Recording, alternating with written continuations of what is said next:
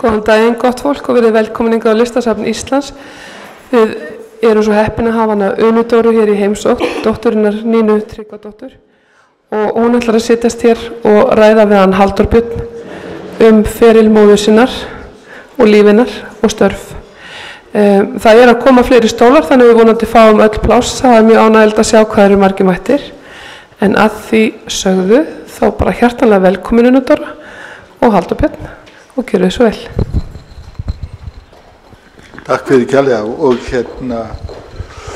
og við ætlum að reyna að tala svo lítið íslensku en við getum ég vona að fólk misvirði ekki við okkur ef við skjótum inn svona ensku af og til. Ég held að það sé bara Mér langaði að spyrja þig í byrjun, Una Dóra, hvenær manstu fyrst eftir mömmu þinni? Það til rosalega falleg mynd af ykkur, þér og mömmu þinni, þar sem hún að mála eitt af verkunum sem á sýningunni.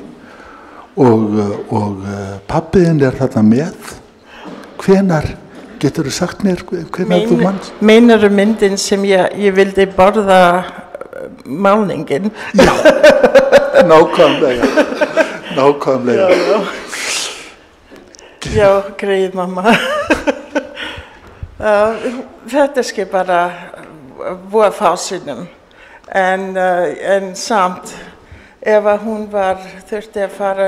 Ég var í vinnustofu hennar með lítið borð og blýantir, lítið blýantir og pappír og ég var að teikna og hún var að mála.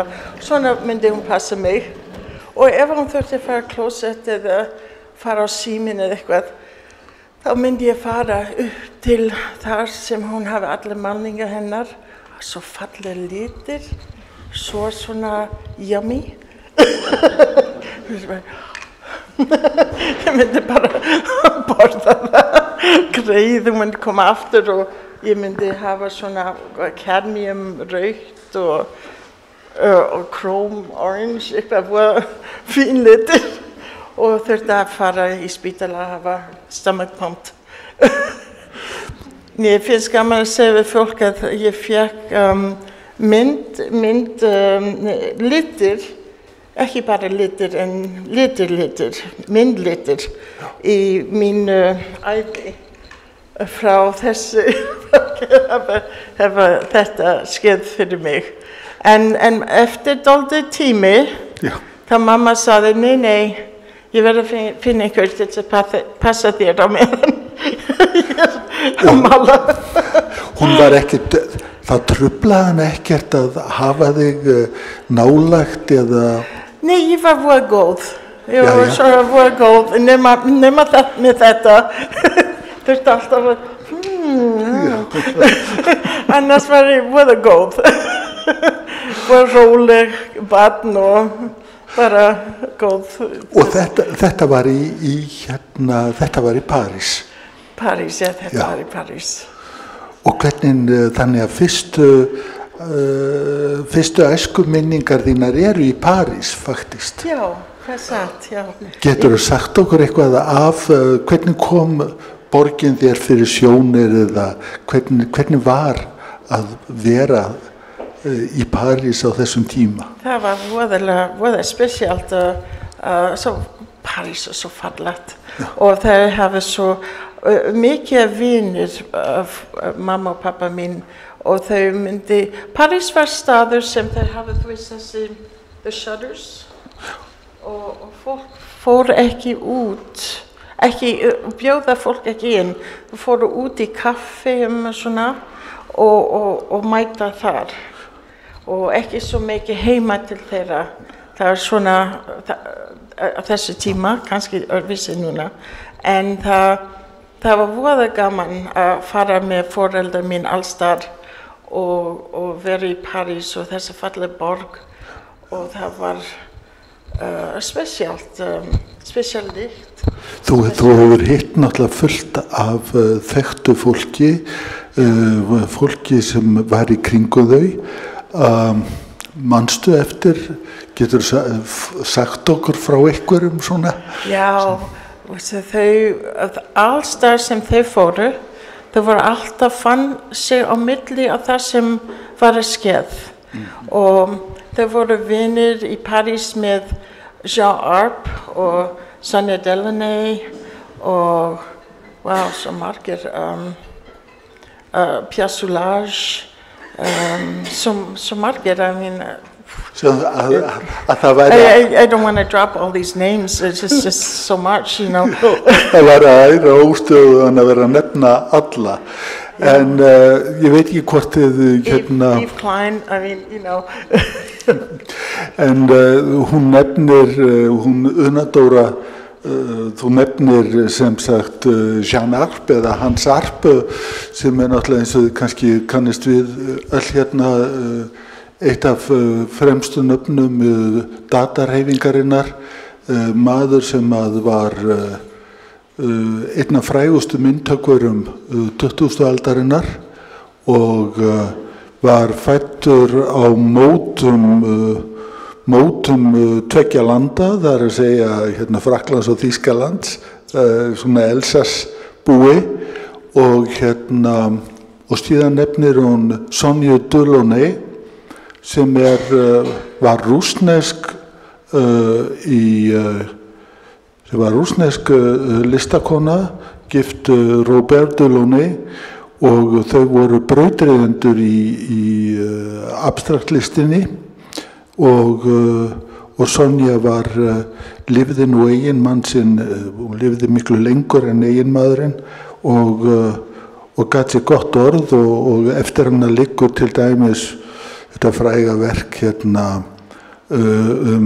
Síberíuhraðlestina, þetta mikla þetta listaverk sem að sumir segja þessi fyrsta bókverkið og svo nefndur Pierre Soulages sem að einmitt ég var að sjá bara óvart, ég var að fletta einhverju inn á vefnum og þá sá ég að François Hollande, Frakklandsforseti, taldi hann fremsta málara sem væri uppi í dag. Okay. Þannig að þetta fólk sem að náttúrulega þau bara umgengust eins og þau og þannig að þau voru inn í innsta hring. Já, Pierre Soulages og Yves Klein, þau voru yngri en mamma og pappi voru ekki hugsa hver var yngri, hver var núna, hver var hvað, bara þau, að því auðvitað, Sonia Delaunay var eldri og líka Arp var eldri, en þau báðar elska vinnu sem pappi minn gerði og voru voðalega keypti eftir honum og pappi og Arp þau myndi teikna saman og við vorum þarna, ég og Nina og líka með og það var gaman og Sonia Delaunay gaf mig fyrsta kassan af mynd af það svo lítil kassa af Lit, yes, first paint set. Olje paint set. Ég var bara, ég var svona 4 ára og eitthvað. Og ég borðaði ekki, ég lofaði, ég borðaði ekki. Þú er ekki borðað gjöfuna frá henni. Bara vil ég borða þessum mamma átti. Ekki þessa litur. Þau var bara svona lítil. Ég tímdi ekki að borða það. Og þú nefnir líka í viðbót Yves Klein sem að náttúrulega eins og þið kannski vitið var maðurinn sem að hérna gerði allt vitlaust í París í kringum 1960 þegar hann hérna notaði módelin, lét módelin mála sig blá og stimpla sig á striga, maðurinn sem kastaði sér út í tómið og í rauninni það var samið hann ítalsku slagari sem að hérna hljómar ennþá Nel Blu di Pinto di Blu og það er víst Yves Klein, þannig að það merkilegt það sem þú segir, þau fóru ekki í manngreinar álit eftir því á hvaða aldri listamennirni voru, sumir voru eldri en þau, aðrir á sama aldri og svo aðrir miklu yngri. Já, það var helst hugmyndir og the ideas, þú veist, og það sem þau voru að gera sem var af marka. Sem skipti máli öll, já. Og þetta segir manni það að í rauninni þá voru þau skynjuðu hvar púlsinn var, eins og við myndum segja í dag, hvar púlsaði, hvar í rauninni listin var að gerast. Já, þau voru alltaf verið þar sem púlsið var og ef það var púlsið í Evrópu eða hvað sem í Evrópu, þar sem þau voru, ef þau voru í París eða í London eða í sína einhver annan stað í Svíþjóð eða í Ítalíu eða hvað sem eða í New York, alltaf í púlsið. Og ég alltaf finnst gaman að hugsa þetta alveg satt, ef þið hugsa þetta, hver sem eitthvað að skeða í heiminn, það einn Íslendingar rétt á milli að það sem að skeða. Think about it, guys. Alveg satt. Mættum við Íslendingar læra af þessu að vera ekki alltaf svona háð því að tala alltaf bara við okkar kynslóð? Ættum við að opna okkur gagnvart fleiri kynslóðum? Hvað meinur þú kynslóð? Would you advise us Icelanders not to stick to one generation, but to try to talk to everybody of different generations? Ég held að þið gerðu þetta núna við Íslands, ég held að þetta var að skeða hvað sem Má ég spyrja, er það rétt, haldið það sé rétt? Erum við opin gagnvart öllum kynslóðum eða förum við í örlítið manngreinar álit? Má ég heyra já eða nei úr salnum? Ég að stríða þeim. En svo þið í París og 1958 flyttið svo til London. Já, 56. Eða 56 til London, já. 57. Og þá var það vegna þess að Al Copley, faðir þinn, hann fékk þar starf. Já, hann var líka rannsókna scientist. Já, hann vísindamaður, læknir. En hann vann ekki eins og læknir. Hann hafði 2 læknir, he was twice doctor. En hann vildi rannsókna hvað skeið með blóð, af hverju skeið ýmislegt með blóði, af hverju fengið fólk sjokk þegar mann fer í spítala og verður skorinn, af hverju fer mann niður í sjóinn og ef mann fer upp of hratt, af hverju getur mann drepast. Þetta var svo interessant fyrir hann. Sem sagt blóðrannsóknir og líkamshiti og hvernig blóðið. Já, blóðrannsókn eins og an organ, þú veist, eins og. Já, sem sagt ekki bara blóðið sjálfur, en bara eins og. En kerfið, æðakerfið í rauninni. Já. Og var mikill munur. Fannst þér á París og London á þessum árum? Mjög mikið. Ég var voðalega stubborn, hvernig segir stubborn? Já, þrá. Ég vildi ekki læra ensku. Þú kunnir sem sagt frönsku. Mamma og pappi þau talaði ensku heima, hann var amerískur og hún var íslensk og hann kunni ekki íslensku. Hún kunni ensku, svoleiðis þau tala ensku heima og ég vildi ekki tala ensku. Ég var bara, nei. Og svo fórum við til Englandi og þá fór ég að tala ensku. Já. Og hérna, en þú hefði þá vanist í að heyra frönsku í kringum þig og voru mikil viðbrigði, fannst þér borgirnar ólíkar? Já, þau vildi að ég held á fyrsta máli minn sem var frönsku og ég var í frönsku skóla í Englandi og líka í New York. Så ég var alltaf haldið á frönskunni. Og líka íslenskunni, ég var hérna hverju sumar síðan ég var fædd hérna og svo hverju sumar komum við, mamma og pappi kom líka, ekki fyrir eins lengi og svo hverjum stað sem við bjóum og við vorum flytja, það finnst mér dálítið mikið, ekki eins mikið eins og folk som i, the military. Ja, nei, einmitt. Kanskje aðeins svona. Einmitt, så folk som þarf að vera í herþjónustu og svoleiðis. Já, kanskje aðeins svona, en svoleiðis að þetta var svona alltaf heima fyrir mig, alltaf eins, alltaf foreldrar og vinir sem ég hef ennþá mikið vinir hérna og svoleiðis að þetta hefur verið heima fyrir mig alltaf.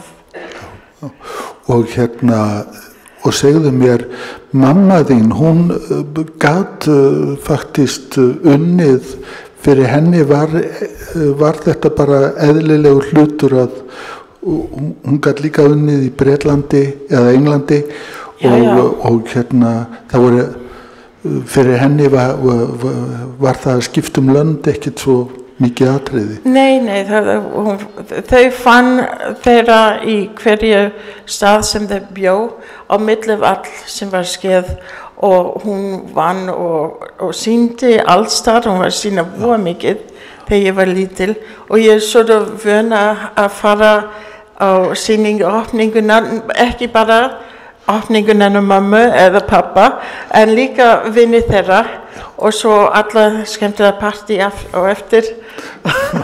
Akkurat. Og hérna, nú og svo endiði með því að flytjast aftur til Bandaríkjanna. Já. Og hérna, og þá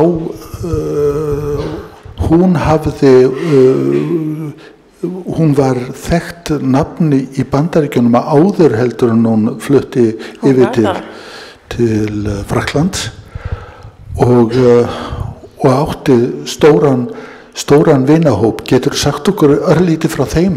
Já, hún var eina af fyrstu konur af þessi grúp sem kallað New York School en það fólk þekkja betur eins og Abstract Expressionist en þau vildi ekki vera nefnt svona því þau voru allir að gera eitthvað sjálf, þú veist, þau voru ekki eins og já, við ætlum alla að mála eins, þú veist, ekki svona, þau voru að hvernig segja, explore, þau voru að rannsaka að kanna og kanna sín hvort megin og þá hún var sem fyrsta af þeim konur sem hafði sýningu á 57th Street sem voðalega very fancy en það voru very fancy en það voru ekki svo mikið að galleríum í 40 öldin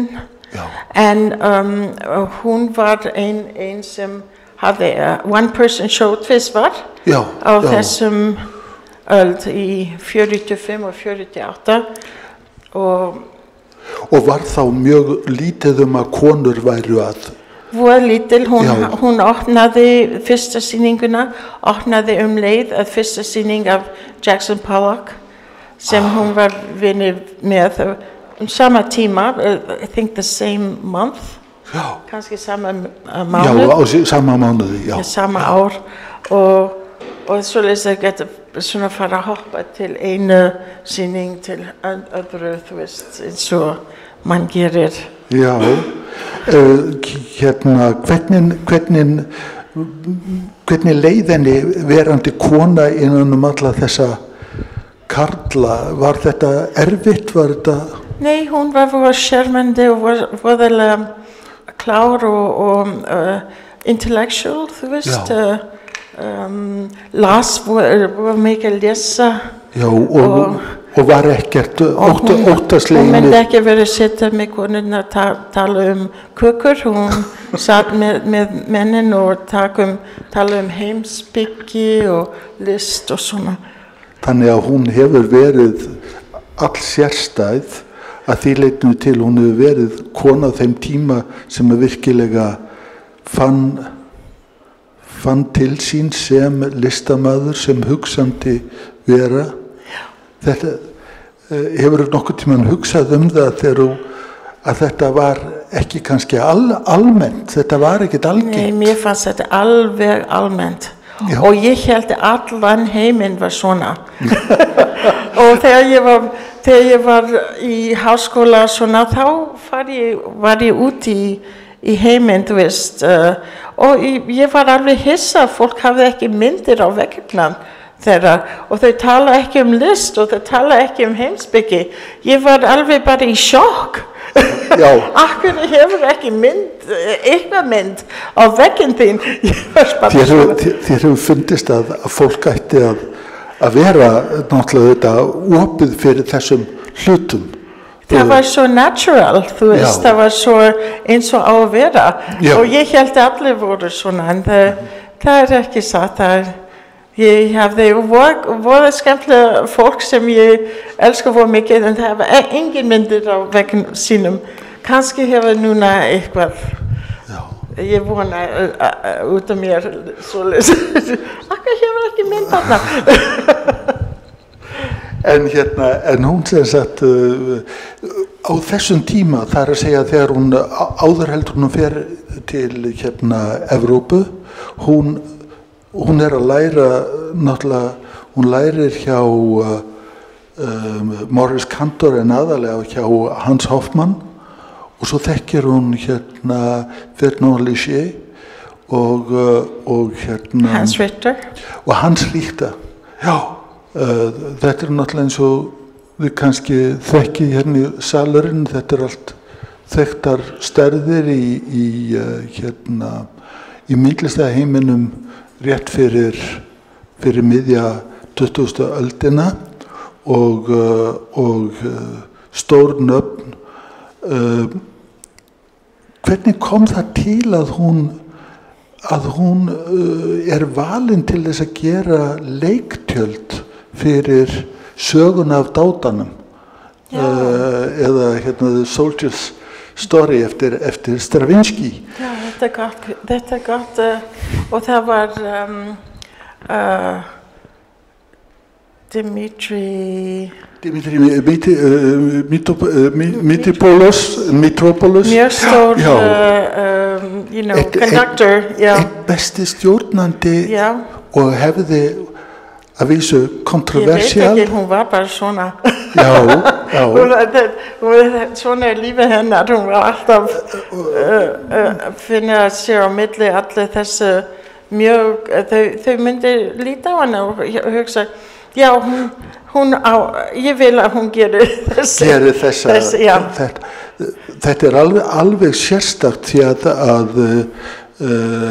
Mitropoulos var náttúrulega talinn einn fremsti og framsæknasti stjórnandi eða mest avantgard stjórnandi og þetta maðurinn sem hann náttúrulega hafði gríðarlega áhrif á Leonard Bernstein og var svona kannski eiginlega fyrirrennari þessara New York stjórnenda. Já. Og þótti henni ekkert skrítið að Nei, hún var bara alltaf bara heima þar sem hún var.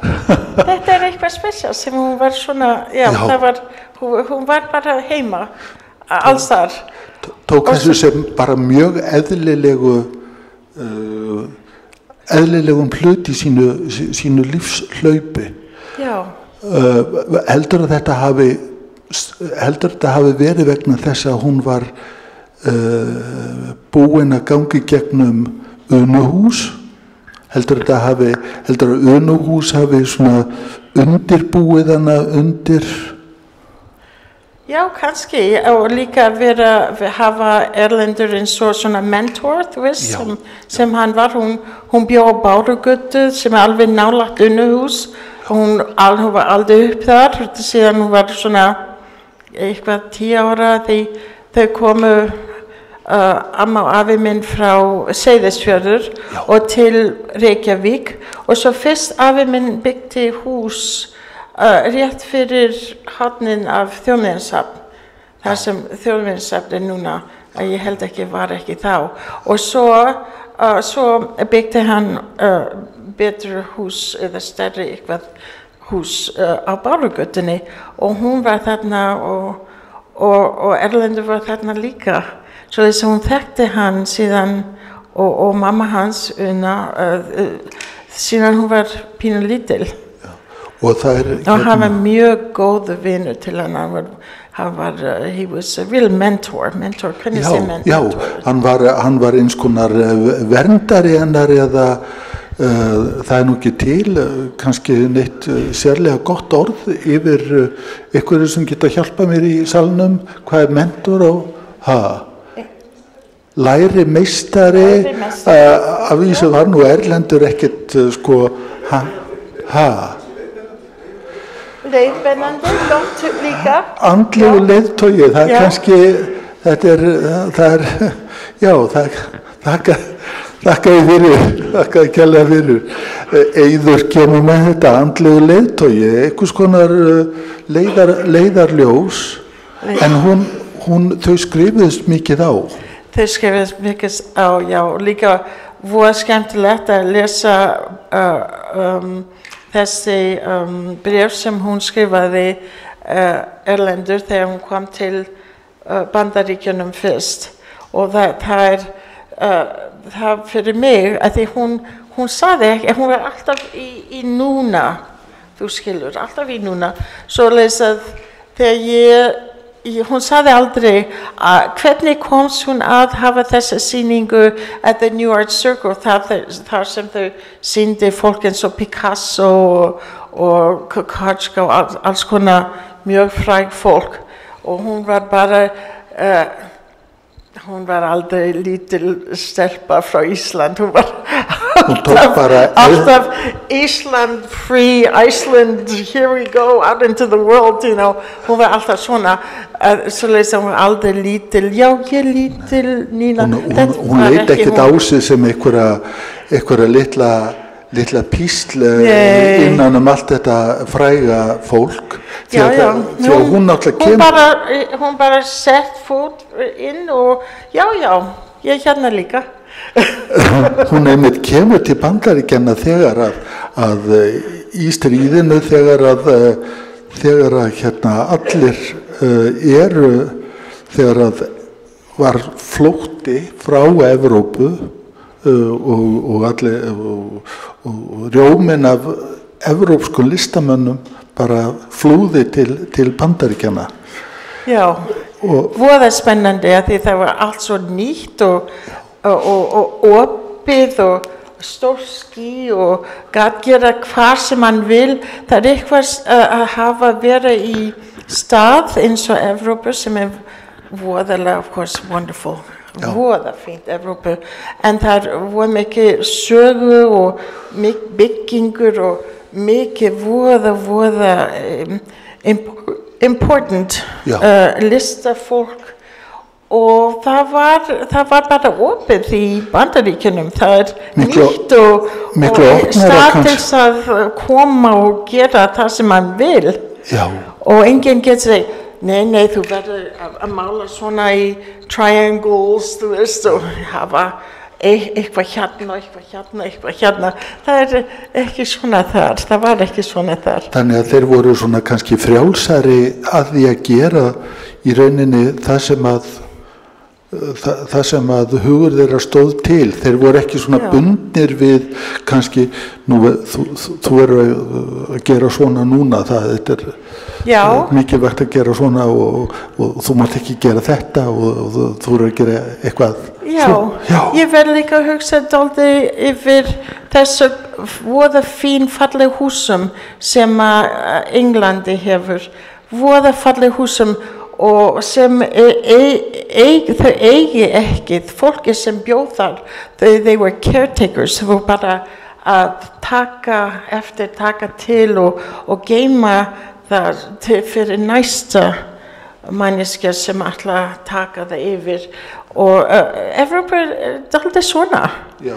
En Bandaríkjum ekki svona, það ef að þú vil taka þessi hús niður og byggja þín hús, gera ekki til, bara gera þetta. Stundum það voru leiðilegt að því losna við voru margir falleg húsum og svona. en þeir eru ekki svona bundnir, þeir eru ekki svona hefðbundnir af því að vera alltaf í hefðinni. Þeir leyfa sér meira frelsi. They're not so traditional in thinking. Það var ekki tradition, engin tradition. Það var a tradition waiting to be made, þú veist. Já, og það náttúrulega alltaf eitthvað sem alveg gríðarlega eftirvænting og skiptir kannski lifandi listamenn mestu máli. Já. En ég verð að segja eitthvað annað. Hérna á Íslandi var dálítið svona líka í 1944. Það var nýtt Ísland. Já. Þú veist, nýtt Ísland út í heiminn og það voru margir af fólk eins og Nína sem fór út og var að tala Ísland og var að segja við fólk, nei, ekki Írland, við fara Ísland og hvar Ísland þar? Já, það þarna fyrir norður af Englandi, eitthvað að norður af Englandi, þú veist, hún var eina af þessi fólk sem það voru margir, sem voru að fara á milli allt sem var skeið, ef þau voru listamenn eða ritvari, eða í film eða hvað sem og það var það voru mikla breytingar sem áttu sér stað. Það hefur maður náttúrulega lesið til dæmis Steinn Steinarr sem var gagnrýnandi á þessum tíma og svo sem margir fleiri. Þeir voru mjög opnir fyrir því sem var að gerast í íslenskri myndlist. Og þarna var abstraktið að koma inn og hún tekur vissulega þátt í abstrakt bylgjunni. Já, og Nína var líka að ferðast svo mikið og var að fara á milli alls konar land, ekki bara Ameríku, líka, þú veist, Ítalíu og ýmislegt, Þýskaland og Sviss, hvað sem og fara að tala og sjá vinnu eftir þeim fólk sem voru að vinna þar og koma aftur til Ísland og líka til Ameríku og tala hvað hún hafði séð og hvað þeir eru að gera þarna. Og við hugsum ekki núna því við erum svo global núna. Við erum hóandi allstaðar, svo mikið að þú veist, flugvél að fara allstaðar, en í 1950 það voru ekki svo mikið flugvél, það voru nokkrar. Já, en flestir fóru á skipum ennþá. Já, og líka Nína í 40 síðutíma, hún fór til Bandaríkjunum á skip. Já. Hún var betur sjómaður heldur ég ekki mjög góð sjómaður. Já, einmitt. Kannski Seyðisfjörður og Austfirðirnir hafi gert hana, hún hefur haft þetta í genunum. Já, að hugsa sér, Seyðisfjörður koma til Reykjavík, þetta var ekki auðvelt, við hafðum ekki rút 1 í kring, þetta var eitthvað voðalega með hestum og ýmislegt og svo að labba yfir á og fara á stund og réttum tími þegar það ekki. Já, til þess að lendi ekki í stórbil eða leysingum þannig að árnar væru bara eins og stór fljót. Já. Og ekki allir hafið bíl. Þannig að í rauninni og ekki allir hafið ljós nema, þú veist, svona electric ljós. Þannig að Ísland á þessum tíma hefur verið náttúrulega alveg það hefur verið gríðarlegur mismunur á þeim sem að voru kannski í kringum Unuhús og bjuggu í Reykjavík og svo hinum sem að bjuggu segjum á Seyðisfirði eða þannig að þetta miklu meiri heldur en núna í dag í sjálfu sér. En Seyðisfirði var voða forward eins og segja það fyrsta síminn Jú þeir hringdu halló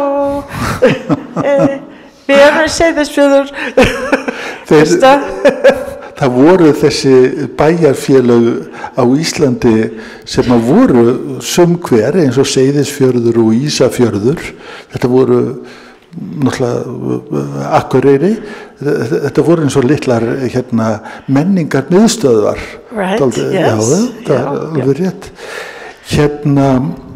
En svo, og af því þú nefnir Þýskaland og Sviss, hún, Nína fær áhuga á glerlist og maður hefur á tilfinningunni að hún hafi alltaf verið að reyna að nálgast litin óblandaðan og ómengaðan einhvern veginn eins og ljós eða birtu. Hvaðan kom þetta? Hún var alltaf að leita ljósin. Ljósin hérna í Íslandi svo merkilegt fyrir list, alveg, og líka fyrir skáld, þú veist, voða fallet ljós, mjög fallet. Man getur farið í partuheiminn, það var hard og hvítt og gera allt bara svona, þegar man getur ekki sé litirnar, og svo lesa þetta Íslands ljós eina. Og svo líka hún elskar Rembrandt, og þess vegna hefum við þessi mynd uppi, Batsheba. Eða hérna. Það hérna. Einmitt. Og þar kemur fram hvað hún gríðarlega, og það mjög oft sem hún vinnur einmitt frá dökkum bakgrunni og lætur eins og litina. Hafa þessi ljós sem kemur frá inni og hafa þetta, hún var voða alltaf að vinna að komast þar. Og ég held að hún gerði það. Hún hefur í mikið myndirnar hennar. Hún vildi þetta eitthvað sem hún var að leita. Ljósin koma frá inni, ekki frá úti. Ekki utanfrá heldur eitthvað sem kom inn.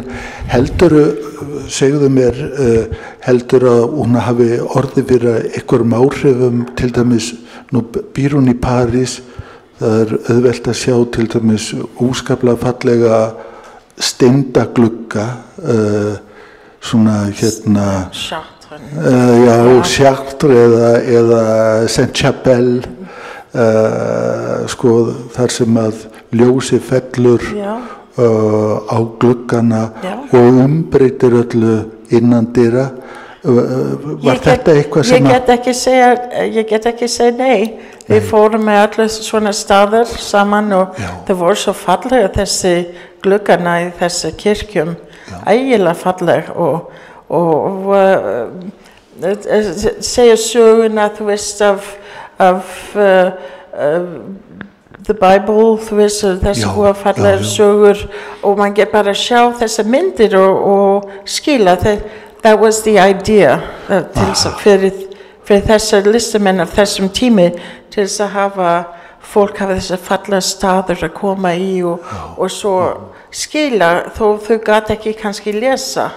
Ekki mikið fólk gat lesa þá. Nei, það náttúrulega þetta voru þetta voru í rauninni svona skilaboðin sem að hinir ólæsu, ómenntuðu gátu fikra sig eftir og séð hvað stóð í Biblíunni og hvað var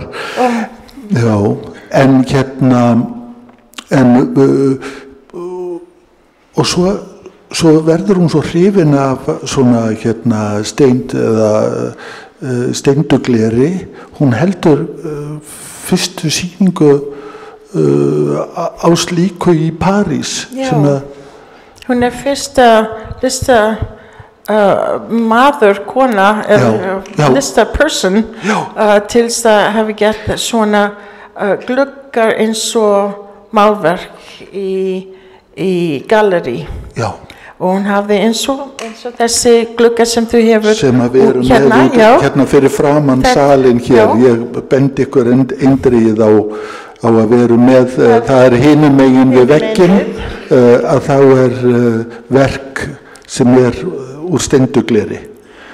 Og þetta sínu, þar sem svart, that's her,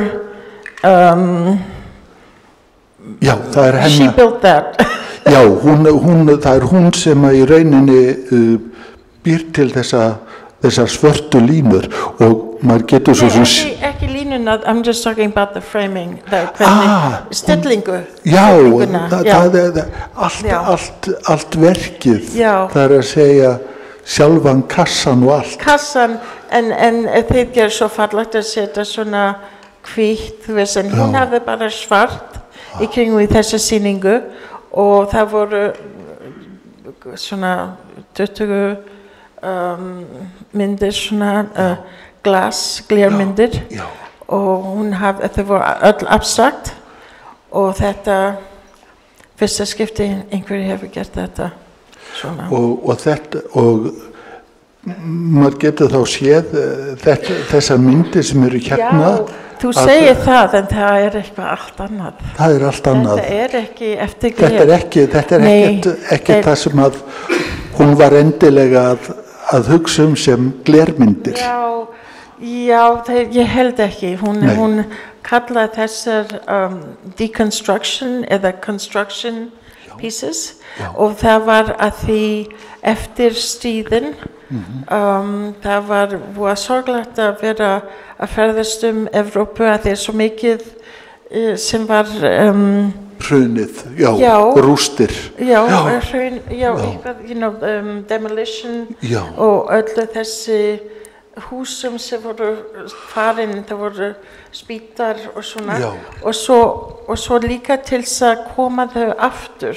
So there's the construction and þannig að hugmyndin var að listamenn yrðu að taka þátt í uppbyggingunni. Which is hope. Og þetta merkilegt að heyra einmitt að geometrisk list í kringum 1950 á 7. áratugnum, hún mikið bundin við þessa hugmynd að menn væri að byggja aftur upp Evrópu eftir þessi hrikalegu átök og eftir gríðalegu eyðileggingu sem hafði átt sér stað. En hún sem sagt, þannig að það eitt sem einmitt, en hún aldrei dogmatísk í myndlist sinni. Hún tekur aldrei neitt og það til fræg setning þar sem þegar hún kemur hérna heim held í 1955 og hittir þessa félaga sína svona Þorvald og Valdi og alla þessa menn og þeir spurja hana svona Nína, ekki ennþá verið að gera geometriska myndlist í París? Og þá svarar hún, jú, en það verið að gera miklu, miklu meira. Það líka verið að gera aðra hluti. Já, það satt. Geturðu sagt mér einmitt, hún tók ekki bókstaflega afstöðu eins og svo margir íslenski listamenn gerðu á sínu tíma. Hvað þýðir bókstaflega? Literal or dogmatic. Hún var aldrei bókstaflega. Nei, hún var alltaf að finna og exploring, þú veist hvernig ég segja að gera tilraunir eða kanna. Já. Hún vildi ekki vera í sama, einu sinni ég veit að man getur séð það svona línur í gegnum man sér það alveg hérna í þessi sýningu. Þetta lífsýningu svo interessant að því man get séð frá þegar hún var ennþá að mála figuratív, man get séð það sem hún kemur út í þessu abstrakt málning líka, það sem það eins og línu sem fer alveg í gegn, þú veist. Ég hef einmitt hérna, mér persónlega finnst magnað að hún skuli hérna geta orðið fyrir áhrifum af Rembrandt en verið samt svona modern eða svona contemporary í rauninni sko fyrir sinn tíma en sjá samt listasöguna einhvern veginn í perspektífi án þess nokkuð tímann að vera háð því sem að hún veit eða hún þekkti sínu listasögu. Hún var voðalega mikið í listasögu og þekkti voða mikið þar, ekki bara Rembrandt, heldur líka Raphael og Michelangelo og allir þessi mjög. En hún getur tekið á og einhvern veginn umbreytt þeim í og dregið út úr þeim það sem skiptir máli fyrir hennar tíma. Já, fyrir hennar tíma. Einmitt, fyrir hennar tíma. Hún var voða mikið í hennar tíma. Og líka núna, hún líka núna. Já. Og síðan þú sagði mér daginn að hún hefði í rauninni aldrei lært að gera mósaikmyndir. Þetta hefði bara, hún hefði lært það á því að sjá mósaik. Já, að sjá mósaik. Og líka hún var meira að hugsa staðir sem það myndi fara í og hvað staðvis það listamenn núna sem voða klár installation artists og hún var dálítið installation artist líka að því hún myndi hugsa þar sem það myndi fara. Það ekki mynd sem hún setti þarna í, það mynd sem hún var að hugsa hvað í kring, eins og til dæmis þessi mynd sem hún hefur loftleiðir hótelið. Það dálítið, það svona 2 hús sem svona og myndin hennar í hotnin og svo voru mikið svona blátt, sérstak blátt, turquoise. Og hún þurfti að hugsa turkisblátt og hún þurfti að hugsa hvernig geti gert þetta staður svoleiðis að það ekki lokað, það verður að opna upp. Og hún gerði mikið af designs. Ég vil ekki segja skissur, að þetta voru hvers getur verið gott. Verið sjálfstætt listaverk í rauninni. Þannig að hún ekki að endilega gera undirbúnings skissur undir verkin, heldur þetta sjálfstæð verk. Einmitt. Hún var alltaf að hugsa svona, hvernig getur hafa þetta opið, hún gerði þetta svona circular, getur man segja symbolic, hvernig segja symbolic? Tákrænt. Tákrænt fyrir þessi hjólum sem við höfum ekki lengur á flugvélum sem að ykkur getur munna eins og ég og svona sem gerði þetta. Já, hérna þú meinar hreyfill. Propeller. Já, þetta tók voða lengi að koma til Ísland með þeim þetta klukkutíma. Núna erum við bara með hérna svona jet hérna með þotu. Já, nú þotum, en hún var að hugsa þessa svona og svo líka ábyggilega vonandi, ég veit ekki, þotum voru að koma í nýjum í 1968 ekki. En þetta með bendi til þess orðið sem þú myndir nota kannski á ensku yfir einmitt að hugsa alltaf hlutin og staðsetningu hans site specific. Eins og Skálholt. Hún fann svo þetta stór vegg auðvitað, svona voða mikið eins og kirkjuvegg. Já. En þá hún vissi hún átti að gera, hún vildi ekki gera eitthvað svona með oval eða svona, hún held að betur ef það var eins og hún taka út vegginn og landslægin og það Guð og allt sem spiritual, þú veist. Þannig að Kristur bara flýtur einhvern veginn. Flýtur þarna í gegnum allum. Það það sem mjög merkilegt einhvern veginn við Skálholt og samt sem áður, despite, þá er hún þá er hún svo nálægt rómverskri mósaíkgerð. Bitarnir eru sko proportionelt eða sem stærðareiningar í fletinum, þá er þetta alveg gríðarlega margir kubbar eins og maður sér á sko forn rómverskum gólfum eða forn rómverskum myndum. Þannig hún nær einhvern veginn að fanga söguna í verkum sínum. Og svo mikið sögur líka í Skálholt, ekki bara kirkjuna, en fyrsta fólk kom þar og ýmislegt svoleiðis og líka landslagið svo fallegt. Já. Hún vildi bara taka vegginn út og hafa það bara vera svona. Ég held I think she succeeded. Það má alveg örugglega bóka það og fór hún einhvern tímann til Ravenna? Já, hún fór til Ravenna og Florence og Rome. Og þó hún aldrei sko undir áhrif, hún að gera, hún vinnur þetta með sama hætti en alveg með nýjum núna, henni nýju augu. Með nýjum augu, með nýju inntaki.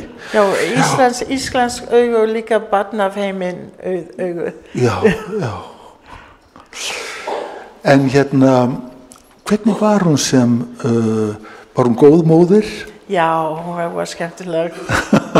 Getur þú sagt okkur lítið hvernig hún... Ég var bara aðeins 17 þegar hún dó, því miður.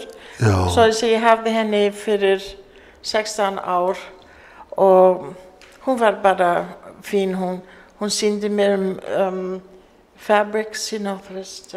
Já, efni og textures. Hún var líka, hún var alltaf, þegar hún tók mynd af mér, það var ekki eins og hún var að taka mynd, hún sagði, já, getur þú taka þetta veski burt, þú getur þú kannski standa svona. Hún var alltaf composing, þú veist, setar í mynd þar. En ég lærði voða mikið fyrir það og líka gott að klippa hár, voða gott. Já.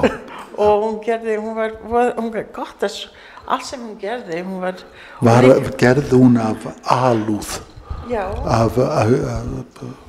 af einhvers konar næmi og natni. Hún bjóð til dúkkur fyrir mig, og skemmtilega dúkkur sem ég hef ennþá, og hún var bara svo skemmtileg og gaman að vera með. En hún var ekki, hún var vinkona mín, þó við vorum vinkonur, en hún var mamma mín, þú skilur. Já. Hún var ekki svona, girlfriend, nei, hún var mamma mín. Mamma, en samt gat hún, þannig að, það við sem að horfum á þessi verk náttúrulega og við erum undrandi yfir því hvað í rauninni, hvað henni tókst að koma miklu í verk og samt segir hún hafi verið góð húsmóðir, hún hafi verið góð móðir. Já, greið, hún fannst ekki gaman að gera svona húsdót.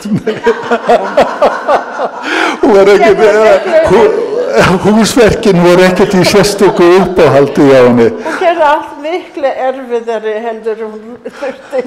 Hún fann þetta svo leiðilegt, hún gerði þetta alveg eins og verst. Eldhúsinn hennar var ekki, hún eldaði, hún var góð að elda. En eldhúsið hennar var ekki praktískt. En alveg nógu gott til þess að öllum leið vel þar. Ha? En alveg nógu gott til þess að öllum leið vel þar. Já. En hún hafði eldhúsið og hún hafði hugmynd af eins og flest fólk hefur núna. Hún vildi ekki vera þarna í eldhúsið. Eldhúsið var í þar sem man borðaði, the dining room, sama stað. Aha, þannig að það var opið, eldhúsið var opið fyrir. Svo hún gæti rappa með fólk á meðan hún var að elda. Já, svona nokkuð skona stúdíó eldhús. Eða dining room eldhús. Já, dining room eldhús, já. Sem núna, sem þetta, sem það nútímalegasta að vera. Já, enginn vil vera bara þarna í eldhúsið og svo þegar það búið allir, já, nú setur ég niður, allir að fara, já, takk fyrir að fara. Og hefur þú lært mikið af henni? Finnst þér þú að hafa? Já, voða mikið. Og hún, mamma og pappi minn, þau voru voðalega social. Já. Og þau hafði fólk komið yfir og hafa partíum og svona. Og þau fóru út voða mikið og mamma ger allt voða eins og það var voða auðvelt.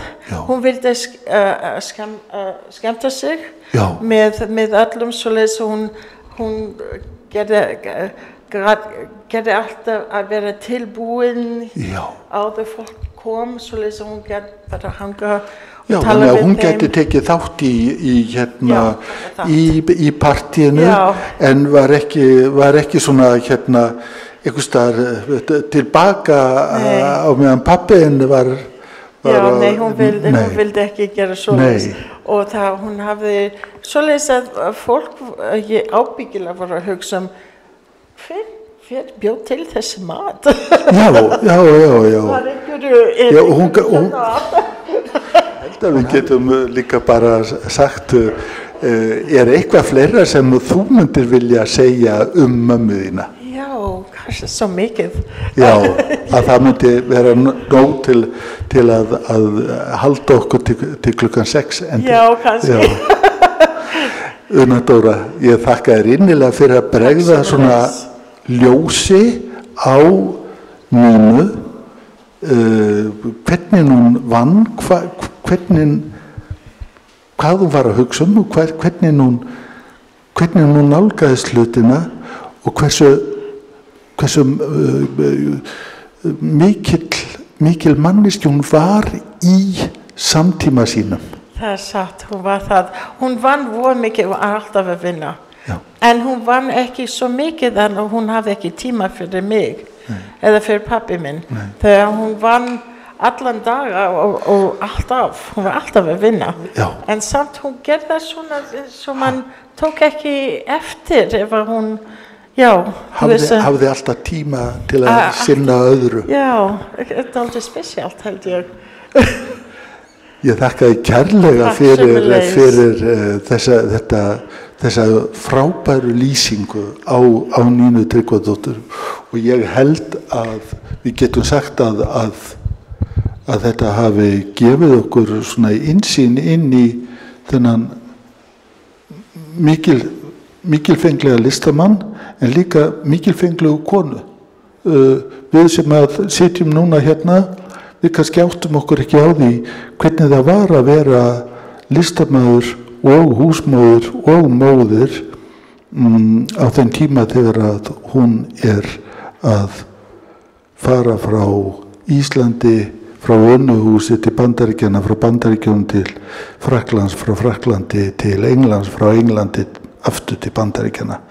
En þetta er engin aukvisi, henni er ekki fysjað saman eins og við myndum segja. Þakka þér fyrir.